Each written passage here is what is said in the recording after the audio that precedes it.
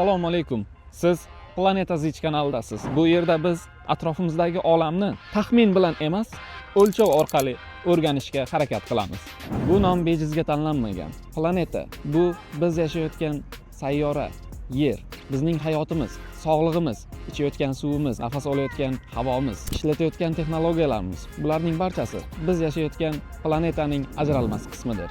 Zich esa Mirzo Ulug'bekning buyuk ilmiy merosi bilan bog'liq. Ziju Jadidi Kuragoni bu kuzatish, hisob, jadval va aniqlik madaniyatining timsoli. Shu sabab Planeta Zich inson yashayotgan muhit va kundalik hayotni real o'lchovlar asosida o'rganishga intiladigan kanal. Mirzo Ulug'bek osmonni kuzatgan. U roppa rosa 597 yil ilgari aynan shu joyda yulduzlar va sayyoralarni aniqlik bilan o'rgangan. Bugun biz insonning kundalik hayotidagi ko'rinadigan va ko'rinmaydigan omillarni tekshiramiz. Elektromobillarning elektromagnit maydon hosil qilish darajasini, suv sifatini, havo holatini, oziq-ovqat ko'rsatkichlarini hamda inson hayotiga, sifatiga ta'sir qiladigan boshqa ko'rsatkichlarni o'lchab boramiz.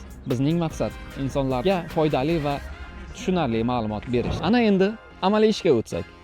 Ko'pchilikni qiziqtiradigan savol.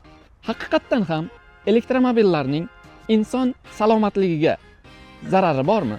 Keling, uni birgalikda tekshirib ko'ramiz.